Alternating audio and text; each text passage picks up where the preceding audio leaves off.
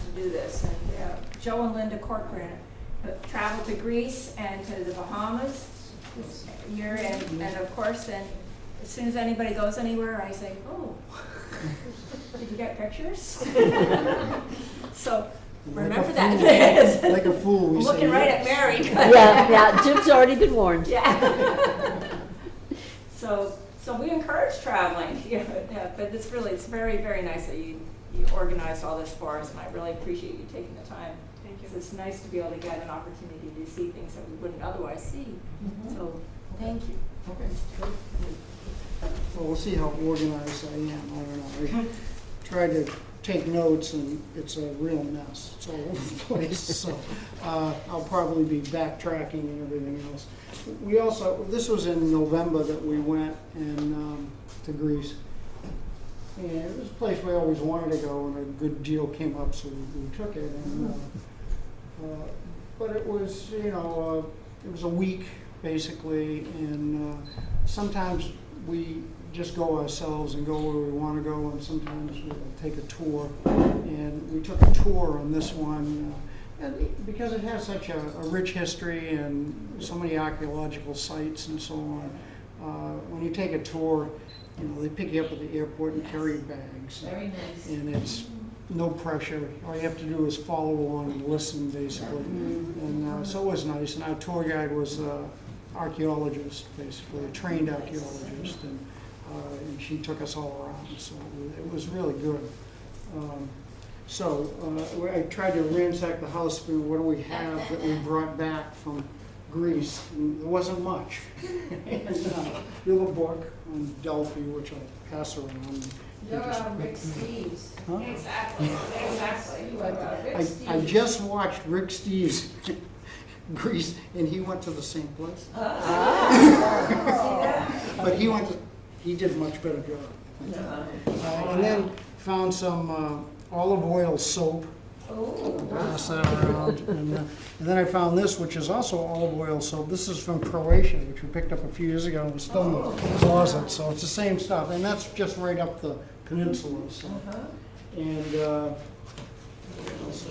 this is a map just showing you where we went. I'll pass that around. And we didn't cover that much territory. And then here are some pictures. We have some pictures. But these are much better. These are professional ones. So I'll pass those around. You can look at these. And, let's see how well mine don't match up to these. Okay. That's about it. When we went to Greece, it's a place I always wanted to go, but really didn't know all that much about it. I knew more about ancient Greece than I do modern Greece. And, it tends to be it's not a third world country, but it's not a rich country either. And so the people, they've gone through some bad economic times recently. You probably remember a few years ago, and they had like a 25% unemployment rate or whatever. And, the tour guide said, well, things have improved. She said it's down to about 22%. So she says, I guess that's improvement. But it's interesting. Athens is huge, just a huge city. It's just about 4 million people. And the entire country is almost 11 million people. So most of the population is in Athens. And that's where the jobs are, basically. Tourism is one of their biggest things. It's probably over 25% of their economy. And I think they have more people visit Greece than almost anywhere else in the world. I think last year it was, I have the number here, which I probably can't find right now, but I think it was around 18 million people visited Greece last year. And, the population of the country is 11 million. So tourism is really big there, and they're really nice. Athens is very safe. It's a huge city, but it's very, very safe. There are pickpockets around, which we never read into, but that's what they would tell you. There are pickpockets, be careful. But there's virtually no violence. It's not a violent place at all. You're safe to walk around, and not bad at all. This is our this Parthenon, which this is a picture taken from the restaurant of the hotel we stayed at, which was right downtown. And, you know, on the 8th floor, on the top floor, they had a restaurant and a bar. And it was a short walk there, but actually the first day we were there, the first full day, we started by going to the Parthenon. And, right, you can probably hit the next one.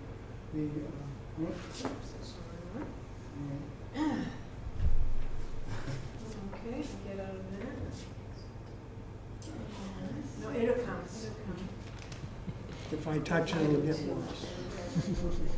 Exit. Tell them about what At the bottom happened it to says home the, exit, maybe. that's great. not home, but- Sure. So you can, this should just, yeah.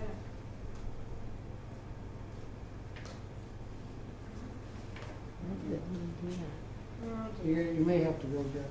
That's the Okay, eight. there we are, and that should go Maybe away. that'll go away. Okay. So, we're technologically unadvanced. Oh, well. Okay, there we You're are. not alone. You're not alone. There we are. Yeah, this is a shot from some apartment houses. That's from our balcony of the room at the hotel we were at in Athens. And Athens is very crowded. Athens is very crowded. There's an awful lot of people there. And go ahead. Yeah, you can see it's mostly residential as well, because that's where everybody lives.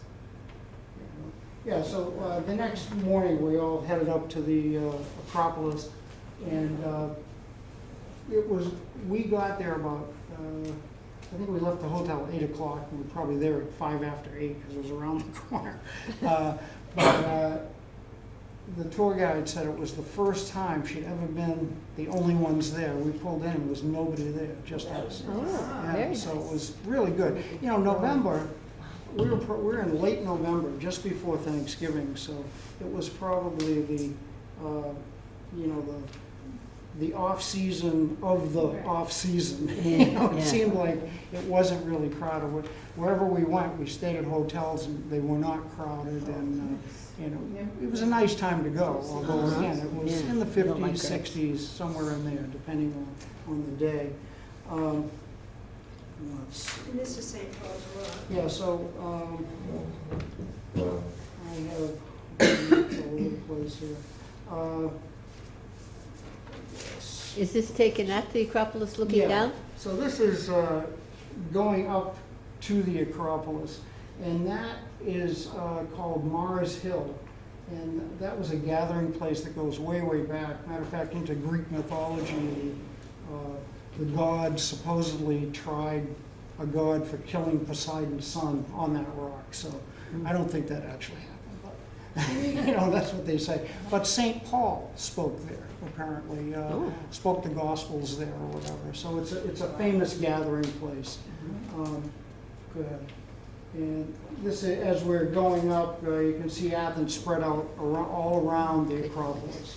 And this is just one view of, you know, looking at there. Go ahead. And, yeah, this is, again, on the way up to the Acropolis. So other people were finally catching us, I think, as we were getting near the top, because she would stop and talk to us. How old are those ruins? The Parthenon was built just about 500 years BC.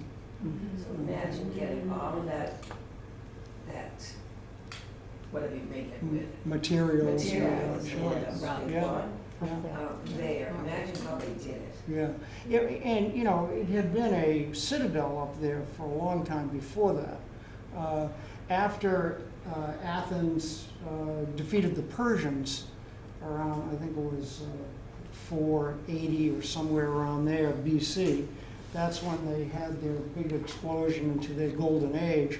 And Pericles, the leader, then had this built on top, and they became the dominant force in the Greek city-states. I mean, it had been a citadel up there for centuries before that, thousands of years before that, actually. So, I mean, the history goes way, way back, you know.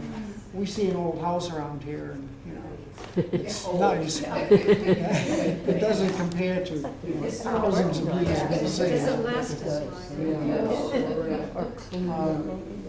So, you know, they established, Athens establishes democracy, and they go through this building program, and that's what we have. Now, the Parthenon lasts Well, because it's well-built, or was well-built, but also later on, after Christianity takes hold and becomes the official Roman religion, Rome is in charge of Greece by then, and they take out the statue to Athena, and it becomes a church. And then later, when the Turks conquer after the Roman Empire is gone, it becomes a mosque. And what really, they always say the pollution in Athens is so bad it was hurting it and all, and that's true, but they are cleaning that up quite a bit. But what is the pollution from? Do they have a lot of the history? Cars and, just modern daily pollution, which was much worse several years ago than it is now, but it's still, it's a very busy city and all that. But what really hurt the Parthenon was in the I think it's the 1680s, down here somewhere. The Turks were at war, who were in charge, were at war with the Venetians when Venice was a city-state on its own. And the Turks, for whatever reason, thought it would be a great place to store their gunpowder and arms. And so they put it in the Parthenon. And the Venetians were shelling them, and it blew up, and it destroyed the inside of the building and knocked the roof off, basically caved the roof in. So that was in the 1600s. And then, earthquakes, World War I, World War II. I mean, it's amazing that it's still there, actually. And they are trying to repair it constantly. We were up there, and there were workmen. It's just a very slow, long, they'll be doing it forever. It's what goes on. Go ahead, you can do it on. Oh, and this is the Requiem. I'm probably mispronouncing some of this stuff. And go to the next one, too. This is very famous for these 6 maidens. And actually, the original 6 maidens were brought inside in 1979. They built a museum at the base of the Acropolis, called the Acropolis Museum. And that's where they've taken all the really good sculptures and what have you that were on the Acropolis, and they've replaced them with just versions of them. And so that was done in 1979, although in 1801, the English ambassador to the Ottoman Empire, the Turks, he convinced them to sell him a bunch of artifacts. And he took one of the original maidens and a number of other sculptures from the Parthenon and part of the frieze on the roof and other things from the Acropolis and brought it back to Scotland to decorate his castle. And then he was short of money years later, and so I think around 1816 he sold it to the British Museum for twice what he paid for it, so he made out pretty well. I don't know if any of you have seen the movie The Monuments Men. It's not a great movie, but it's George Clooney, Matt Damon, and it's World War II, and they're trying to save monuments in Europe during World War II. Yeah. And when that premiered in London 5 years ago or whatever, at the premiere they both spoke about how the things that were stolen by Lord Elgin, the ambassador, should be returned to Greece. Yeah. It created a big furor in England, and they were denounced. It's kind of funny. Yeah. If you go to the British Museum, you can see one of the original ones. The others are at the Acropolis Museum, and I think we Yeah, I think we'll go to that. Yeah, go ahead. This is just more of the Acropolis. It's they've labeled pieces and they're putting things and trying to put things together and rebuild. This is part of the frieze on the roof of the Acropolis. Although that's not original. That's they've made it up to look like it was. And the original would be down in the museum along with the maidens as well. And this is just a scene from the Acropolis of Athens. That monument in the middle there is, that's a Roman monument actually, from when Rome dominated. And we'll get a closer look at that later. This woman keeps getting in my way. That's great. I have a feeling she keeps you on track. That was the theater of Diana, I'm mispronouncing it, Diocenes. Diocenes? Yeah. Yeah. And which goes back 600 years before Christ as well. So, now this is the entrance to the museum, the Acropolis Museum at the base of the Acropolis. And, and here's one of the original maidens in there. And there was a cleaning process where they were using lasers to clean them, and fairly recently, and they said it was almost like taking a tattoo off a person. It was so encased in grime and soot and everything else for the centuries. But they are looking really good at this point, and the others are there as well. The Acropolis Museum, these posts are actually made to, it's in the same proportion as the Parthenon.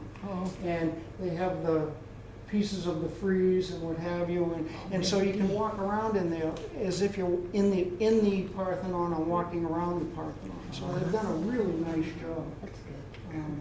And when they were excavating to build the museum, they found, of course, more artifacts. So rather than disturb them, they've actually built it on top, and they are still working on that as well. Yeah, that's great. And this is just a shot of Athens. It is kind of a traffic nightmare, or can be. Like Boston. Yeah. That's probably a good comparison.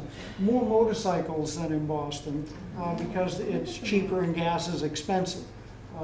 But I saw at one point a man. There was a bus and was kind of blocking, and he's trying to get through the light, and he actually pulled it onto the sidewalk and drove around the corner and back on the road. So, Oh my God. you don't see that every day. In Boston.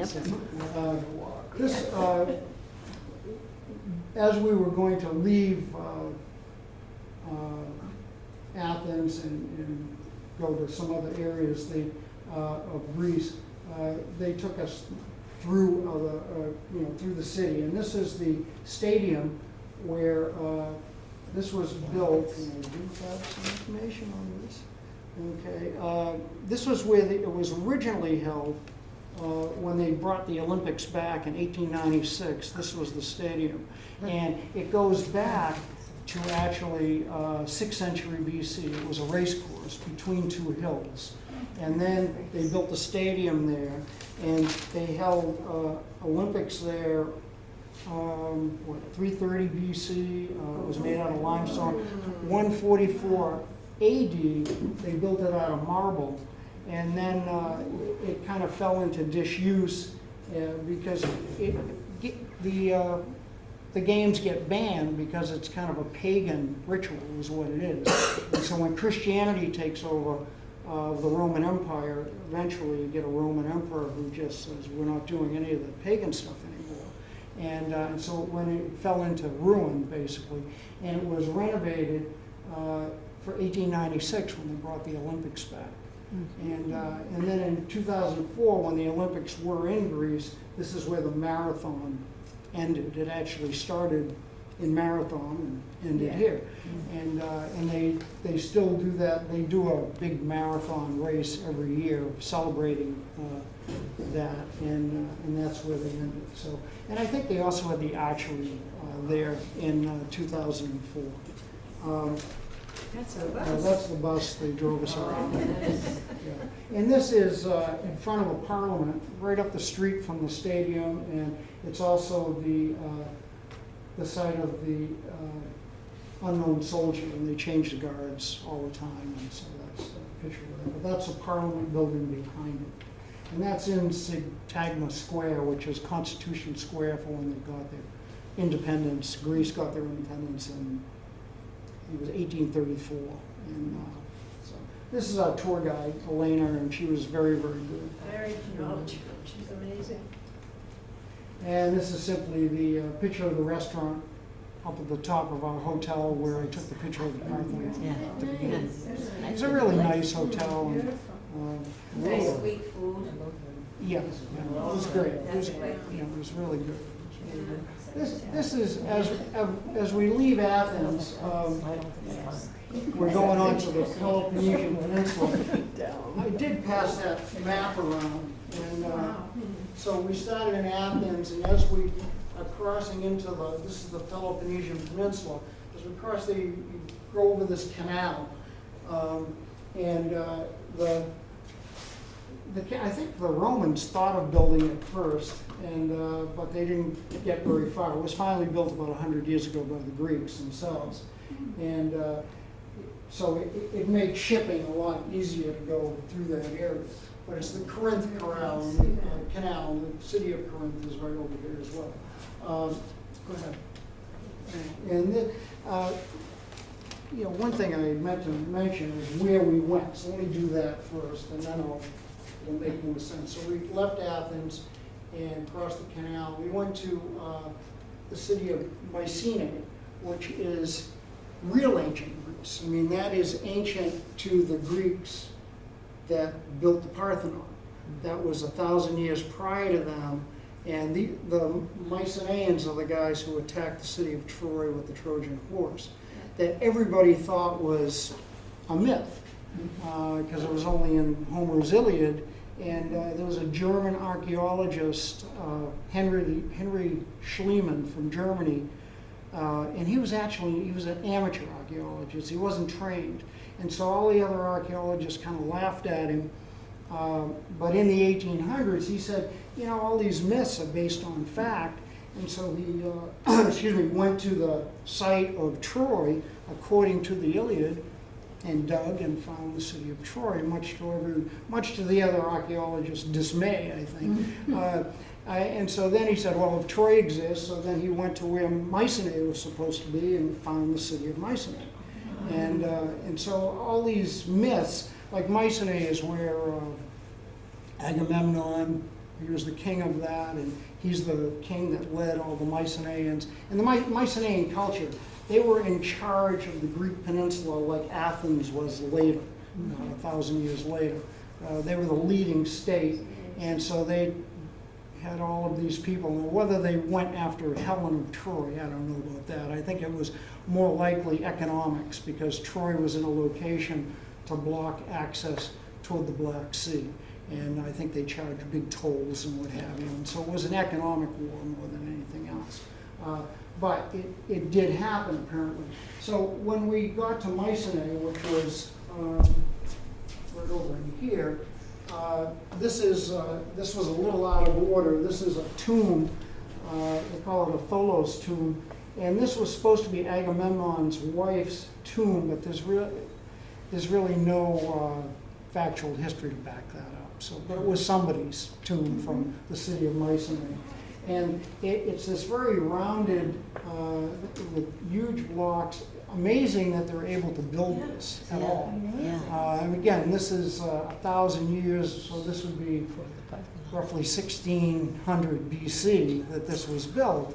And there's a number of tombs there, and we'll see some other ones later, but this is the only one that's intact.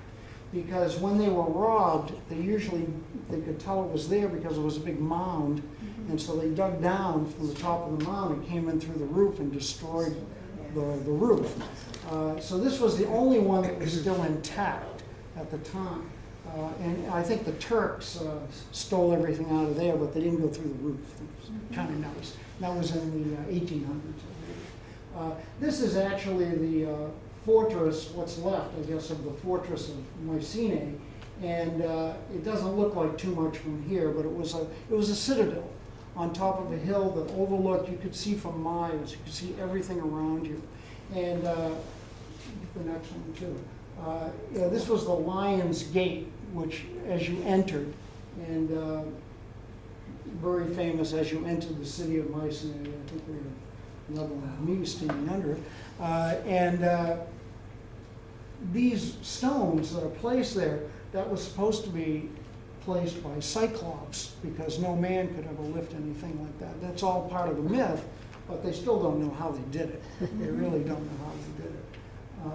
This is a view from up on top of the citadel, and this is looking at Circle A grave, which were royal tombs that Schliemann found and dug into and got a huge cache of gold out of there. And there was one, it was like a gold mask fit over somebody's face in the tomb, and he said it was Agamemnon's and all, but there's no concrete proof it really was, but it was some royal king from that period.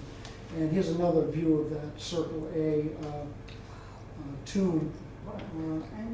And then this is from at the top, the citadel, what's left of the citadel. And there was a royal palace up there as well. But again, it's all pretty well gone. This was a map, kind of under a case that showed you where everything was on the original. So that other picture would have been from the top up there. You can see the little circle A up below. Go ahead. And this is one of those other tombs where there's several of them around there, but they're all destroyed from the top like that. And then they have a museum where they brought in a lot of the artifacts that they found. And these are just some of the, now I think some of this is from a much later time, from Pericles' time and the Athenians when they were in charge. Go ahead. But then this is was actually a battering ram that they would use to break in the door of a citadel or something like that. They'd put it on the end of a big beam. And other things they found in tombs, these were kids' toys. And they actually moved. They had kind of moving parts. And they found those in some of the children's tombs. And these were other things all tied to various gods that they dug out of the tombs. So they're little amulets and different things for their religion. And a whole cache of the Bronze Age helmets. This was, Mycenae was a Bronze Age civilization, basically. And nobody really knows why it ended. There was what they call the late Bronze Age collapse. And all the Bronze Age civilizations kind of just went down as Iron Age came in, and they were making steel weapons. So they know that was part of it, change in technology. But it didn't seem that that would alone destroy all the cultures and everything, and it really did. It kind of slipped into the Dark Ages for a while. And they still are not sure as to why it all ended like that. Let's just see if there's something else on Mycenae here. Yeah, one other thing just to mention about Mycenae was that it was a very warlike culture and dominated by a king and the army and the whole thing, and they're very much into fighting each other and dominating each other. So they've really set up these citadels like Mycenae, and there was another one not too far away that we drove past. We didn't go in it. Tiers, I think it was called, and that was another big palace on top and all of that.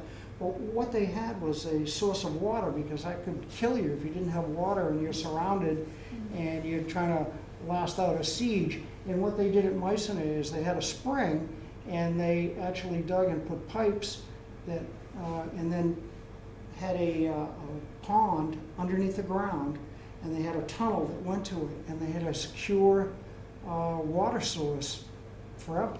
And so it was very difficult to conquer those guys. You know, I think that's why they were not conquered, and that's why they wound up dominating, actually, one of the reasons anyway. But even Tiers, the one down below, they had a water source that was hidden under there too, so I think it was pretty common practice. After we left Mycenae, we continued on over here to Olympia, which was the site of the first Olympics, and which was in 776 BC. And Olympia was not a city-state.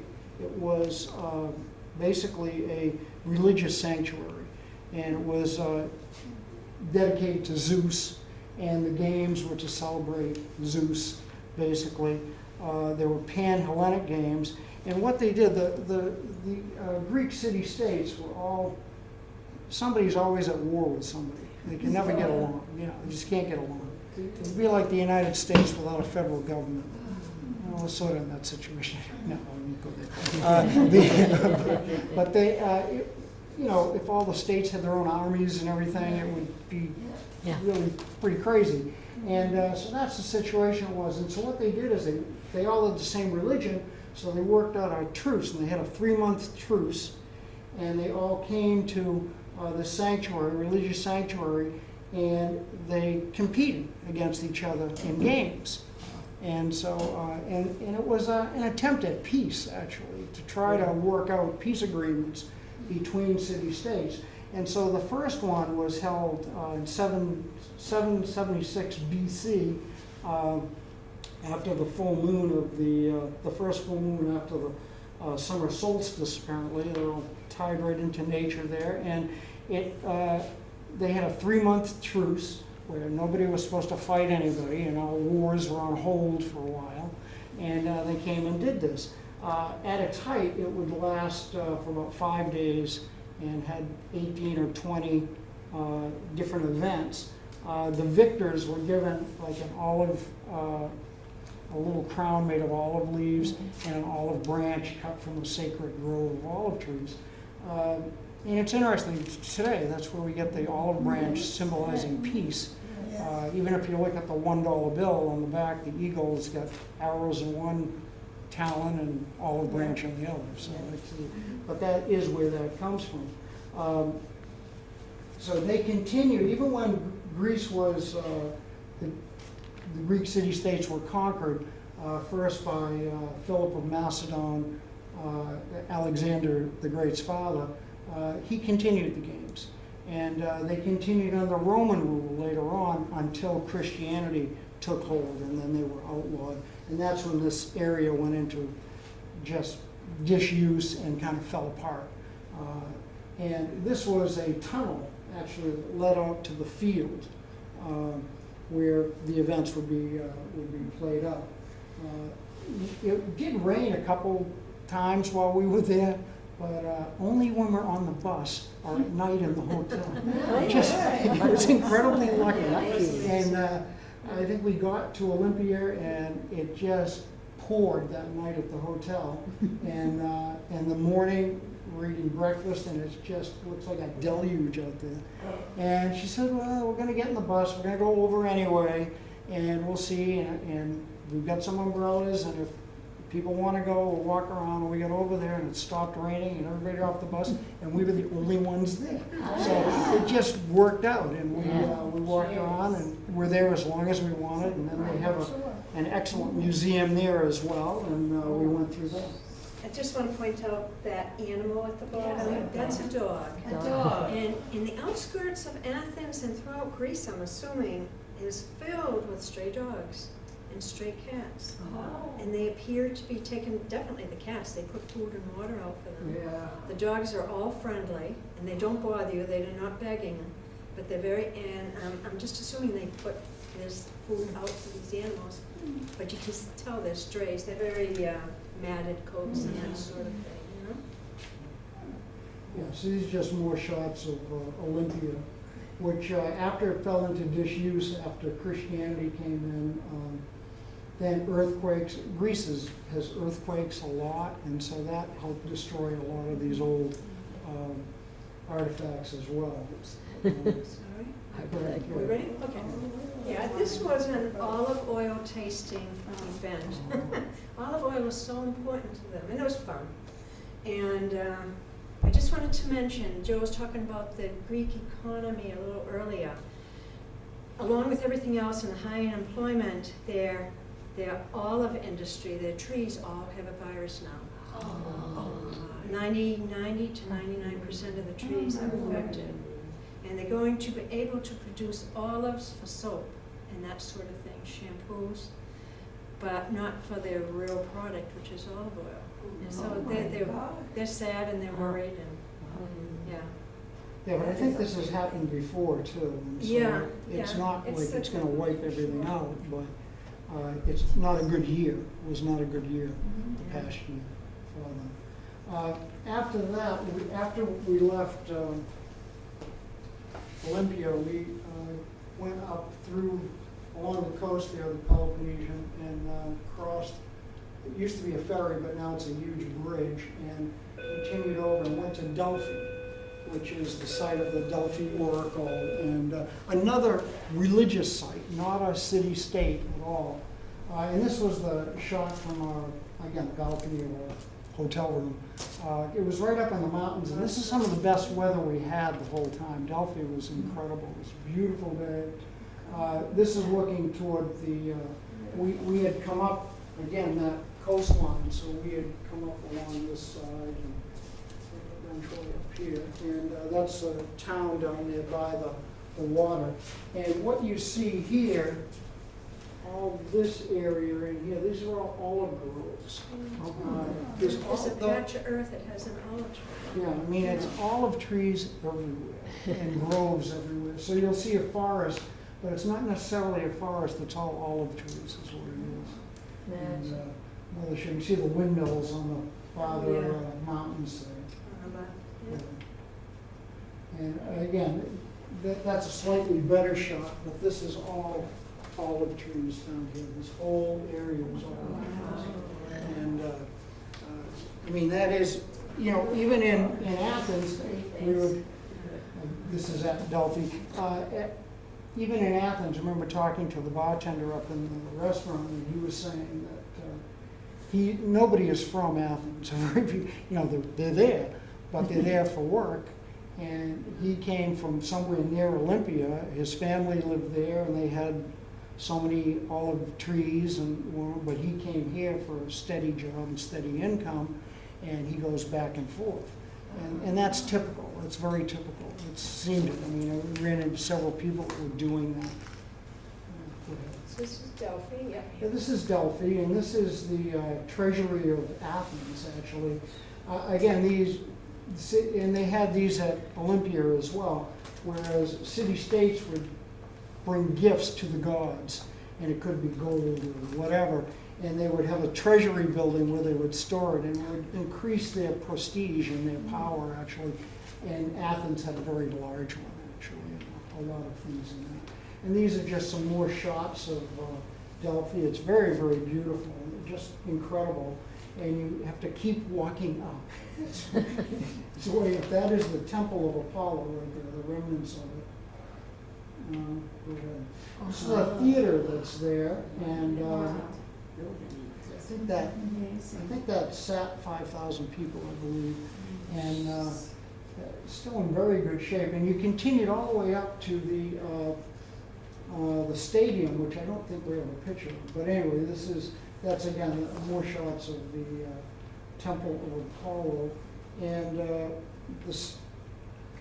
there were 20 different treasuries there. This rock, now that was in the book that I passed around as well. This, again, it all ties into their religion and myth and what have you. This was supposed to be the stone that was dropped from heaven and landed in Delphi, and they thought of Delphi as the center of the earth, or they called it the navel of the earth, but the center of the earth. Supposedly Zeus, in the center of the galaxy, released two eagles, sent one east, one west, and they met in Delphi.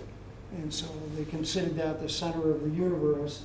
And so the oracle was a priestess would try to tell people what they should do. You know, they would come and ask questions of the oracle before they did anything big in their lives. It was for individuals, it was for states to do this as well.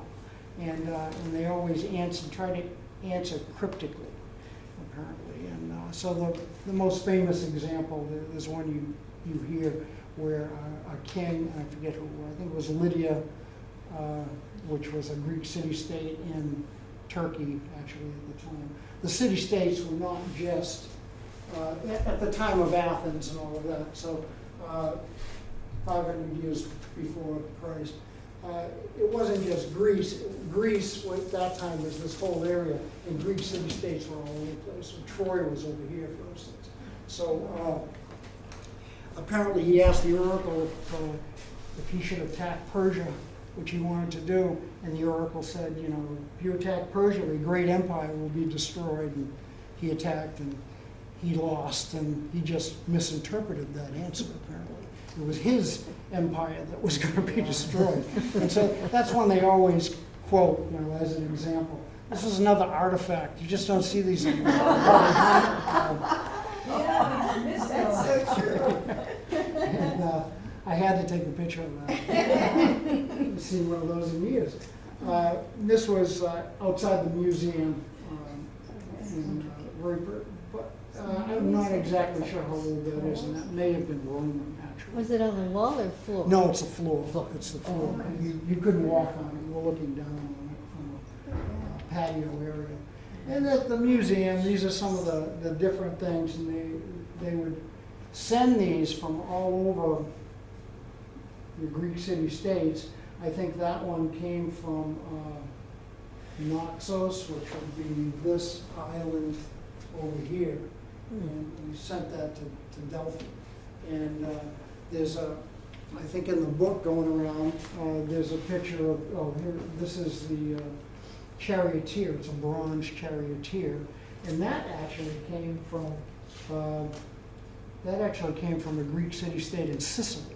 So, I mean, they were all over that end of the Mediterranean and even beyond a little bit. This is another shot of those, from our hotel. And those are all olive trees, olive groves down there. And this is another town we went through on the way back towards Athens. A beautiful little town that we stopped at and let us grab lunch there. And this was a World War II memorial. We didn't stop. I just took that from the bus because she's telling us, oh, there's a big memorial up here, but we didn't stop. And we should have, but kind of shot by and we got a picture. And I happened to look it up, and I won't bore you with it, but it's Distomo. It celebrates the Distomo massacre, or it's in honor of it. Distomo was a village in 1944. Greece was occupied by Germany in World War II. And there was some Waffen SS that were in a convoy going through the area, and the partisans attacked them. And they just went to the nearest village and started knocking on doors, pulling people out and killing them.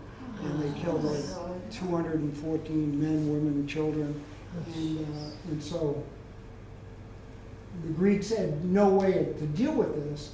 After the war, they kept trying to do something about it for war reparations, but they were kind of small potatoes compared to everything else that was going on, Nuremberg and so on. But I just found this morning. I looked it up, and it was in 1997 they were finally awarded 28 million euros. But the trouble is, it's one thing to be awarded it; it's another thing to collect. And so they went to Germany about this, and the Germans said, "No way! We don't owe you guys anything. That's it's illegal. You can't do this." In 2000, the Greek Supreme Court confirmed the 28 million finding, but there wasn't anything they could do about it. The German court said no. So somehow an Italian court got involved with this. I'm not even sure how. In 2008, Italian court said that they could take any German territory owned in Italy as reparations. And so they were supposed to get a villa in the Lake Como area, which is a very beautiful area, owned by the German state. But then the International Court in The Hague disavowed that. And so they said it violated German immunity in Italy or whatever. And the last I heard, 2014, that was reversed in an Italian constitutional court, and now they say new claims can be brought. So I don't know where it's going from there. I mean, it just goes on and on. Who built that? Yeah, the Greeks built that. The Greeks built that for the villages that were lost. But it's interesting how the hard feelings are still there. And, we were in Croatia just a few years ago, and 20 years after the wars that ravaged that area, and there's real hard feelings there. License plates can tell where a car comes from, and if somebody goes to Dubrovnik in Croatia from,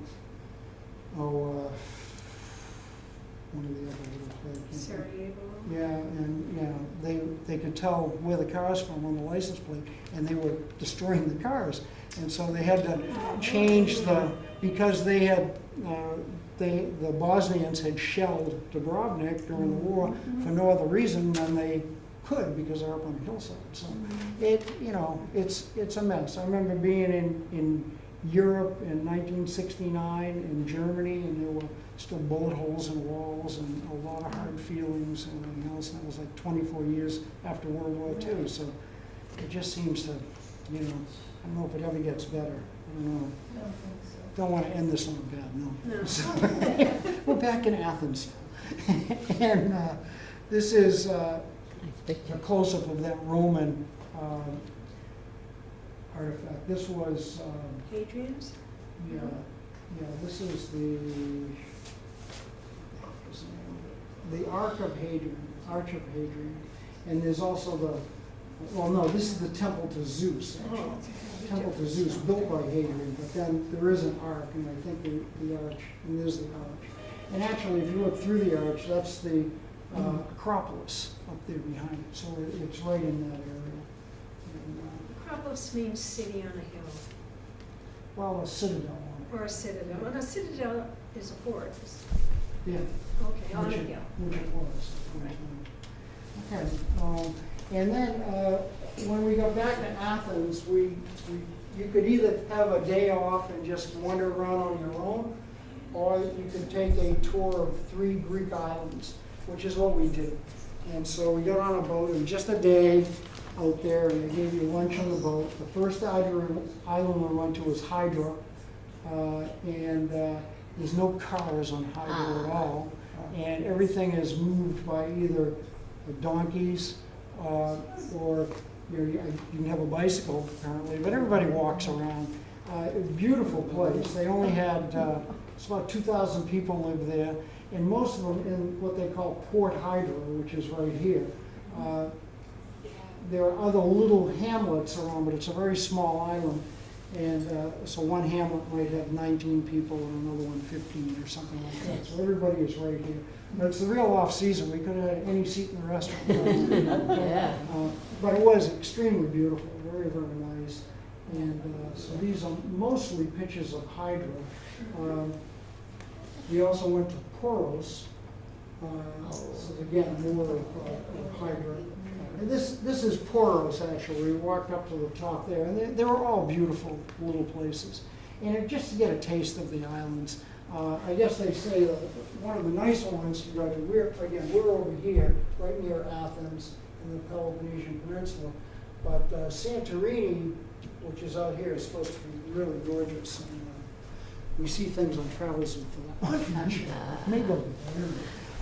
This last one, Aegina, the last island we went to, was a big, they had a big fishing industry, and a lot of they had been boat building and actually challenged Athens if you went back about 1,000 years. They were very powerful in their own right. But this was the local fish market, and they were also famous for pistachios. And this is just the scene of the harbor and some of the boats. We bought some pistachios there and sat there and ate them or whatever. But it was, this is a Greek Orthodox church that was there as well, which you see all over the place. And this was a guy who had a little sort of business going from his boat, and so it was an excellent tour, and it's a long ways to Greece. Greece is like the far side of Europe, borders Asia. So it's about a 10-hour flight from Boston. Straight? With a break in Paris. We changed planes in Paris. We were there for like an hour and a half, so another 3 hours after that.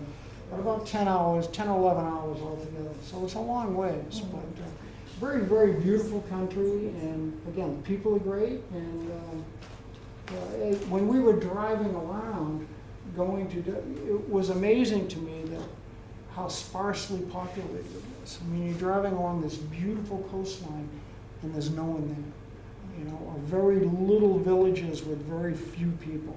And that's because a lot of these people have gone to the city to have a regular job, and they come home when they can, or they leave family members there tending the olive trees or whatever. But it's very, very sparsely populated and incredibly beautiful, just incredibly beautiful. All right, that's about it. And I'm That's gonna it? turn this over to Linda. Okay, I'm gonna do Harbour Island really fast, guys. It's mostly pictures, very little history. Harbour Island. This is a mural of Harbour Island. Harbour Island is in the Bahamas. The Bahamas have about 700 islands. Harbour Island is a teeny tiny little island in the Bahamas. Its early history, they were populated by the Lucayan Indian tribe. Christopher Columbus showed up, and within 25 years, the tribe was devastated. They had been enslaved, they had been brought to South America, and in 25 years, that tribe was gone. Later on, so the Spanish settled in the area. There were pirates. Blackbeard used to hide his stash in the various islands. And finally, the English came, and what happened is, after the American Revolution, Loyalists who lived in South America and Georgia, So, pardon me, South Carolina and Georgia, thank you, Joe, gathered their slaves, and they brought about 7,000 slaves and themselves over to the Harbour Islands and continued on with what they were doing. Happily, Great Britain abolished slavery in 1807. Yeah. And so that ended, and immediately everywhere slaves were released if they had anything to do with the British Empire. And so the descendants, the people who live there and who run the show now, are the descendants of African slaves brought from the United States for the most part. Okay, my friend Darby's family had a house there and a little cottage. It's called the Loyalist Cottage. it's right there on that, too. Yes, all right, it's in the mural. It's kind of one of the historic landmarks. They sold it about 5 years ago when her dad was sick. The family couldn't really deal with it at the time, but the owners agreed to let them come every year for about 10 or 15 years and use it. And so Darby says, let's go to Harbour Island, and off we went. You know? So that's the little cottage, the blue one. This is, to get to Harbour Island, you first have to travel to Nassau. So that's a nice plane ride. From Nassau, you take this puddle jumper to Eleuthera. Those are our captains. That's Darby, and that's Michael. And most people felt like this woman right over here, she's really worried. It's a bumpy little plane that goes like that. But they just fly you over to Eleuthera. And this is Eleuthera.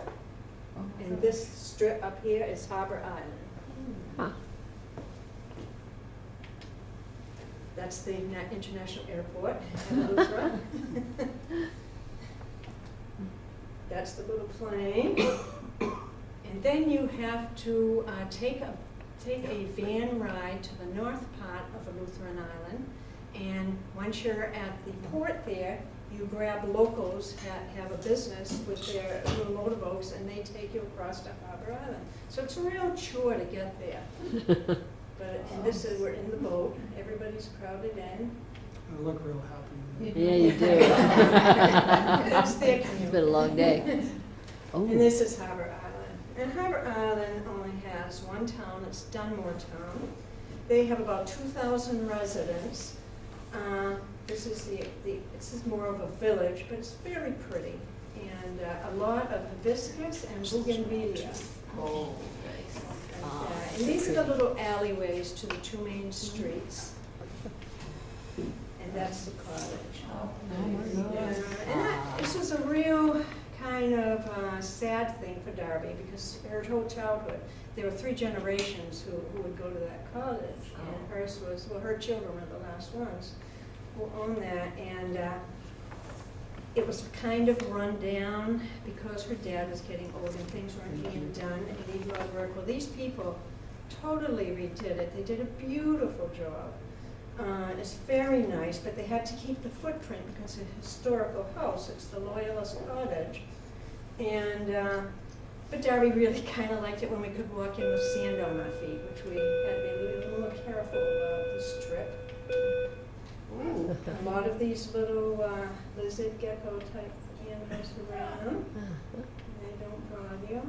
This is a little pool. It's cute. Joe actually got in it once. He's the only one who did, and it's sort of a meditation pool. But when we were there earlier, when Darby's family had it, it was a garden. It was kind of nice and lovely.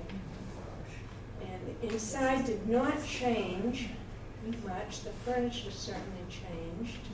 I just want to get through these pictures and on to, here we go. Harbour Island. There's a man who lives on Harbour Island, but he keeps horses both on Harbour Island and on Eleuthera. And his profession right now is he just takes people out for horseback rides and he brings them onto the beach. And you can ride horses on the beach. And this is the best mode of transportation there. People have cars there now. But the first time we went, people only use golf carts. And it's a lot of fun, it's safe, and they get you everywhere you need. The island's 2.5 miles long and 1.5 miles. Oh my God. You can walk everywhere. Or is it 3.5 miles? One of And them. there are 2,000 people on it. And yeah, 2,000 people. Yeah. Now, this is the path on the other side of the island. The cottage is on the harbor. So you walk the 1.5 miles to the other side, and you go down here to the beach. And it was not crowded. December is their busy time, but people come after Christmas. And the people who own this cottage now, they go after Christmas, they stay for the whole winter, and then they go back to wherever they live. I'm not sure where it is. It's just lovely. And these people had a fancy golf cart. Yeah, that's cute. You can see that's the preferred one. Yeah. It was Christmas time in the Bahamas.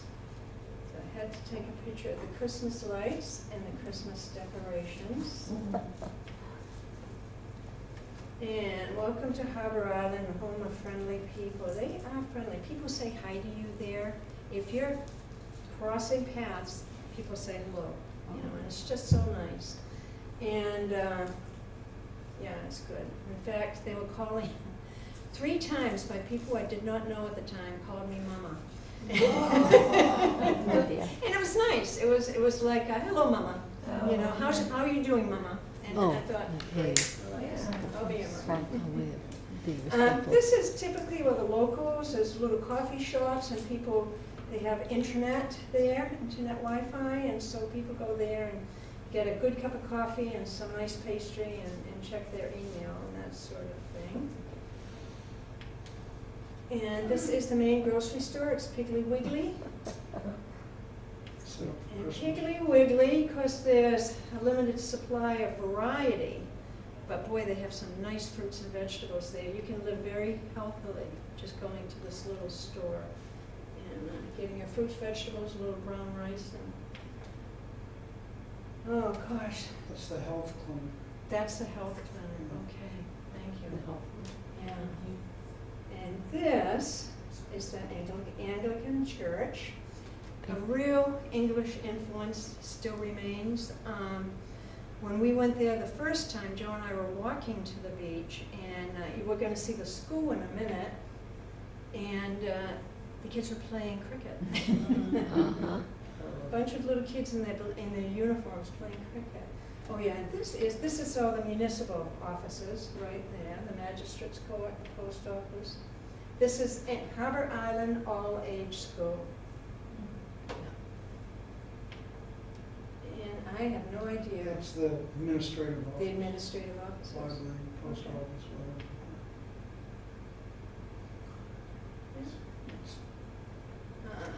That's the old mansion. Yeah, is They that the call it haunted house? Haunted house. Yeah. Joe went for a walk one day, got lost, and a man driving around, a resident in his golf cart, picked him up and took him on a tour. Oh, nice. Yeah. That was really Gave him a nice. little history, took him on a tour. It was really great. banyan tree, I think. Yeah. Yeah. And back to this. And this is the cottage, heading down to the harbor. This is the street that we're on. It's called Bay Street. Photo shoot. Harbour Island, like I said, is hard to get to. Although they have tourists, most people own a little piece of something there if they're going there. So there's not a lot of people around. And so they'll do a lot of photo shoots and that sort of thing there. Almost every time we've been, we've seen something like this going on. And because there's not a lot of people to bother you. Certain movie stars go there regularly because they can just go there and relax. What's the woman? Oh, Jennifer Aniston, Brooke Shields. Yeah, Brooke Shields and Jennifer Aniston have property there too. And, okay, around there, there's a fellow just up the beach from there, and he has a little shack, and he sells conch. And these are conch shells right over here.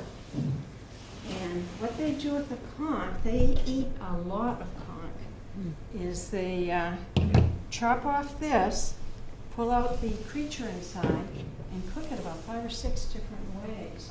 It's a real staple of the diet. And we had conch, and it's a conch salad.